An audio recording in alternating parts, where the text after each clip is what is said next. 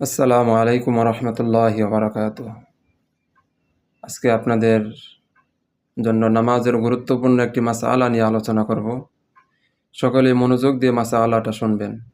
তো আজকে নামাজের যে মাসআলাটা নিয়ে আলোচনা করব, এই মাসআলাটা আমাদের একজন মুসলিম হিসাবে আমাদের সকলের জন্য জানা কর্তব্য এবং ফরজ।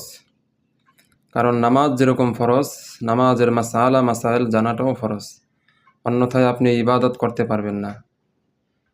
এজন্য খুবই গুরুত্বপূর্ণ মাসালাটা হলো, আমরা অনেক সময় যখন নামাজের জন্য মসজিদে আসি, তো মসজিদে আসার পর দেখা যায় জামাত শুরু হয়ে গেছে। তো ফরজ নামাজের আগে যে সমস্ত নামাজে সুন্নাত পড়া লাগে, তখন আমরা কি করব? অথবা সুন্নাত পড়া অবস্থায় যদি জামাত শুরু হয়ে যায় তখন কি করব? আসুন আমরা এই গুরুত্বপূর্ণ মাসআলার উত্তর জেনে নেই।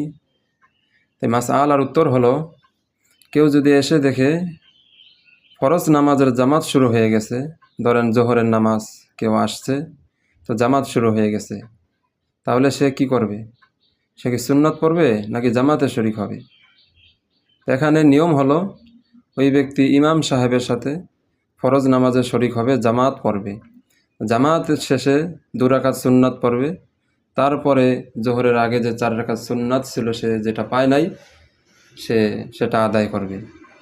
তো আমরা বুঝলাম, কেউ যদি জোহরের 4 রাকাত সুন্নাত পড়তে না পারে, জামাত শুরু হয়ে যায়, তাহলে তার কর্তব্য হলো, মাসআলা হলো, সে আগে ফরজ নামাজের জামাতে শরিক হবে, তারপর 2 রাকাত সুন্নাত পড়বে, তারপরে যে 4 রাকাত সুন্নাত পায় নাই সেটা আদায় করবে পুনরায়।